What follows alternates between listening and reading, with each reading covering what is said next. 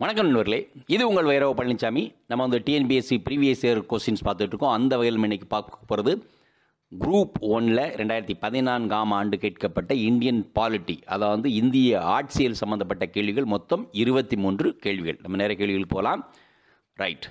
முதல் கேள்வி, கீழ்கண்ட கூற்றுகளை கருத்தில் கொள்ளவும். 1. இந்தியாவில் 25 உயர்நீதிமன்றங்கள் உள்ளன. 2. பஞ்சாப், ஹரியானா மற்றும் சண்டிகர் ஆகியவை பொதுவான உயர்நீதிமன்றத்தை கொண்டுள்ளன. 3. தேசிய தலைநகர் டெல்லி தனக்கென ஓர் உயர்நீதிமன்றத்தை கொண்டுள்ளது. இவற்றில் எது சரியானது? A 2 மற்றும் 3, B 1 மற்றும் 2, C 1, 2 மற்றும் 3, D 3 மட்டும்.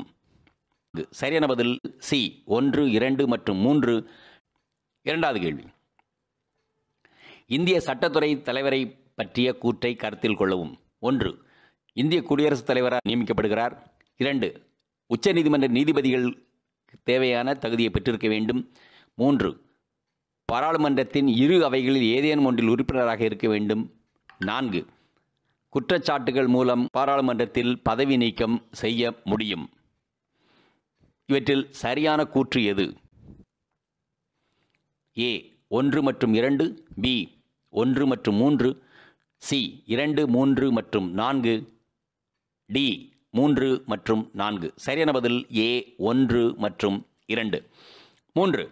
நாடாளுமன்றம் என்பது A கீழ் சபை மற்றும் மேல் சபை, B ஜனாதிபதி கீழ் சபை மற்றும் மேல் சபை, C கீழ் சபை மத்திய அமைச்சரவை மற்றும் மேல் சபை, D கீழ் சபை மேல் சபை மற்றும் துணை ஜனாதிபதி. சரியான பதில் B ஜனாதிபதி கீழ் சபை மற்றும் மேல் சபை. 4வது கேள்வி, ஒரு மாநிலத்தின் உண்மையான ஆட்சித்துறை அதிகாரி யார்? A ஆளுநர், B சபாநாயகர், C முதலமைச்சர், D முதலமைச்சரும் அவருடைய அமைச்சரவையும். சரியான பதில் D முதலமைச்சரும் அவருடைய அமைச்சரவையும். 5வது கேள்வி, தலைமை கணக்கு தணிக்கையாளர் நியமிப்பது. A குடியரசுத் தலைவர், B துணை குடியரசுத் தலைவர், C ராஜ்யசபா, D லோக்சபா. சரியான பதில் A குடியரசு தலைவர். 6வது கேள்வி, கீழே உள்ள கூற்றுகளில் இந்திய தேர்தல் ஆணையம் பற்றி ஆய்க. 1. தலைமை தேர்தல் ஆணையர் மற்றும் பிற தேர்தல் ஆணையர்கள் சமமான அதிகாரம் உடையவர்கள், ஆனால் சமமற்ற சம்பளம் பெறுகிறார்கள். 2. தலைமை தேர்தல் ஆணையர் உச்ச நீதிமன்றத்தின் நீதிபதிகளின் இணையான சம்பளம் பெறுகிறார். 3. உச்ச நீதிமன்றத்தின் நீதிபதிகளைப் போல் தலைமை தேர்தல் ஆணையரை பதவி நீக்கம் செய்ய முடியாது. 4. தலைமை தேர்தல் ஆணையர் 5 ஆண்டுகளுக்கு நியமிக்கப்படுகிறார். 62 வயது வரை இப்பதவியில் இருப்பார். இவைகளில் சரியானது எவை? A 1 மற்றும் 2, B 2 மற்றும் 3, C 1 மற்றும் 4, D 2 மற்றும் 4. சரியான பதில் B 2 மற்றும் 3. 7வது கேள்வி, மத்திய கண்காணிப்பு விழிப்புணர்வு ஆணையம் எதன் பரிந்துரையின் பேர் ஏற்படுத்தப்பட்டது? A கோர்வாலா அறிக்கை, B சந்தானம் குழு, C கிருப்பலானி குழு, D இந்திய நிர்வாக சீர்திருத்த ஆணையம். சரியான பதில் B சந்தானம் குழு. 8வது கேள்வி, கீழ்கண்டவற்றுள் எந்த கூற்று இந்தியாவின் தலைமை கணக்கு மற்றும் தணிக்கையாளர் பற்றி சரியல்ல என்பதை விளக்கவும். A அவருக்கு பாராளுமன்றத்தின் நேரடி தொடர்பு கிடையாது மற்றும் எந்த அமைச்சரும் அவரது பிரதிநிதியாக செயல்பட முடியாது. B அவரது ஊதியம் மற்றும் பிற பணப்பயன்கள் இந்தியாவின் தொகுப்பூதிய நிதியிலிருந்து வழங்கப்படுகிறது. C அரசியலமைப்பு விதிகளுக்கு மாறாக இவர் எந்த செலவினங்களையும் வழங்க இயலாது. D இந்திய தலைமை கணக்கு மற்றும் தணிக்கையாளர் பதவி ஓய்வு பெற்ற பின்னர் மத்திய மற்றும் மாநில அரசாங்கங்களின் பண பயன் கிடைக்கும் பதவி வகித்தால் அவர் அப்பதவியிலிருந்து நீக்கப்படுகிறார். சரியான பதில் C அரசியலமைப்பு விதிகளுக்கு மாறாக இவர் எந்த செலவினங்களும் அனுமதி வழங்க இயலாது. 9வது கேள்வி, லோக் ஆயுக்தா என்ற அமைப்பு முதன்முதலாக மகாராஷ்டிராவில் ஏற்படுத்தப்பட்ட ஆண்டு. A 1970, B 1972, C 1973, D 1971. சரியான பதில் D 1971. 10வது கேள்வி, கீழ்கண்ட கூற்றுகளில் பொதுநல வழக்கு தொடர்பான கூற்றினை கருத்தில் கொள்க. 1. பொதுநலன் கருதி ஒரு 3ஆம் நபர் பிரச்சனைகளை நீதிமன்றத்திற்கு கொண்டு வரலாம். 2. ஒரு குடிமகன் தன் அடிப்படை உரிமைகளை பாதுகாக்கும் பொருட்டு கடிதம் வாயிலாகவோ அல்லது தபால் மூலமாகவோ நீதிமன்றத்தில் கேட்டுக்கொண்டால் உச்ச நீதிமன்றம் அதன் பேரில் செயல்படலாம். 3. இது ஒரு சமூக நடத்தை தொடர்பான வழக்கு என்று அழைக்கலாம். 4. நீதிபதி V.R. கிருஷ்ணய்யர் மற்றும் நீதிபதி T.N. பகவதி ஆகியோர்தான் இதை கொண்டு வந்தவர்கள். A 1 மற்றும் 2, B 2 மற்றும் 3, C 2 மற்றும் 4, D 1, 2, 3 மற்றும் 4. சரியான பதில் D 1, 2, 3 மற்றும் 4. ஸோ அனைத்தும் சரி. 11வது கேள்வி.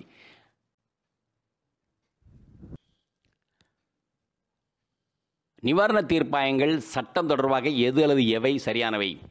1. அது 1985 இயற்றப்பட்டது. 2. அது மத்திய நிர்வாக தீர்ப்பாயம், மாநில நிர்வாக தீர்ப்பாயம் ஆகிய இரண்டையும் உள்ளடக்கியது.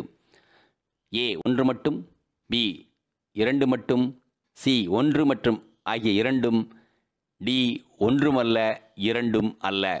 சரியான பதில் C 1 மற்றும் 2 ஆகிய இரண்டும். 12வது கேள்வி. ஒரு மசோதாவை பண மசோதா என்று முடிவு செய்வது A சபாநாயகர், B நிதியமைச்சர், C நிதி செயலாளர், D எதிர்க்கட்சி தலைவர். சரியான பதில் A சபாநாயகர். 13வது கேள்வி. கீழ்கண்டவற்றுள் அரசியலமைப்பு சட்டத்தில் குறிப்பிடப்பட்டுள்ளவை எவை? 1. குடியரசுத் தலைவர் பாராளுமன்ற இரு அவைகளிலும் உறுப்பினராக இருக்க மாட்டார். 2. பாராளுமன்றம் என்பது குடியரசுத் தலைவர் மற்றும் இரு அவைகளையும் கொண்டதாகும். கீழ்கண்ட வரிசையை சரியான விடையை தேர்வு செய்ய வரிசை. A 2 இல்லை, B 2, C 1 மட்டும், D 2 மட்டும். சரியான பதில் B 2. 14வது கேள்வி. கீழ்கண்டவற்றில் யார் பிரதமருக்கு முன்பாக மாநில முதல்வராக பதவி வகித்தவர் ஆவர்? 1. மொரார்ஜி தேசாய், 2. சரண் சிங், 3. V.P. சிங், 4. சந்திரசேகரன். கீழ்கொண்டு விடையை தேர்ந்தெடு. A 1, 2 மற்றும் 4, B 1, 2 மற்றும் 3, C 2 மட்டும், D 4 மட்டும். சரியான பதில் B 1, 2 மற்றும் 3. Morarji Desai, Charan Singh and V.P. சிங். சந்திரசேகர் மட்டும் CM இல்லை. 15வது கேள்வி. 1955ஆம் ஆண்டு ஆட்சி மொழி ஆணையத்தின் தலைவராக பணியாற்றியவர்? A கோபிநாத் பாலாபெண்ட், B B.G.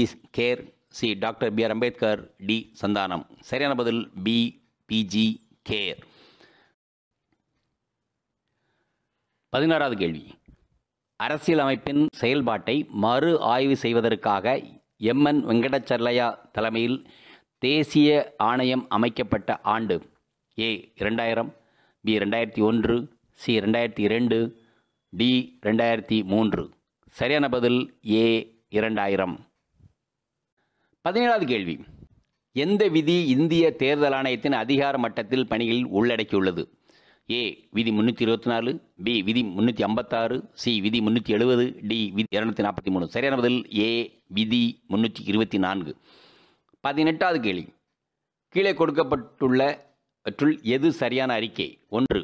மாநில தேர்தல் ஆணையம் மாநிலத்தில் உள்ள பஞ்சாயத்து மற்றும் நகராட்சிகளின் தேர்தல் நடத்தும், மேற்பார்வையிடும். 2. மாநில சட்டசபை மற்றும் மக்களவை தேர்தல் நடத்துவதும் மேற்பார்வையிடுவதும்.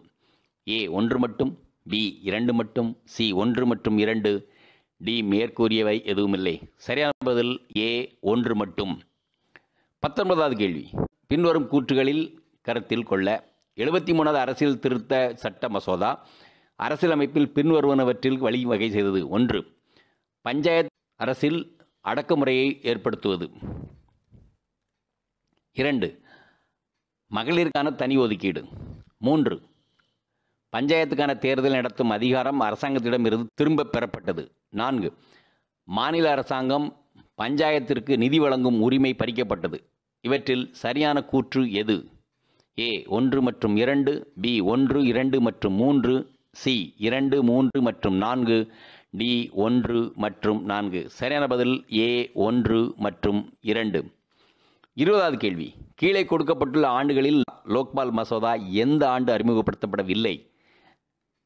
ஏ 1968, பி 1971, சி 1985, டி 1978. சரியான பதில் டி 1978. 21வது கேள்வி. அரசு பணிகளில் பணிபுரியும் பணிபுரிவோரின் தவறான நடத்தை, ஆள் மாறாட்டம் செய்தல், ஊழல், விதிமீறல் போன்ற பல தவறான செயல்பாடுகளுக்கான இந்திய அரசாங்கம் கீழ்க்கண்ட எந்த அமைப்புகளை ஏற்படுத்தியுள்ளது? ஏ மத்திய புலனாய்வுத்துறை ஆணையம், 2 லோக்பால், 3 சிறப்பு காவல்துறை, 4 மத்திய உளவுத்துறை. கீழே கொடுக்கப்பட்டுள்ள குறியீடுகளிலிருந்து சரியான விடையை தேர்ந்தெடு.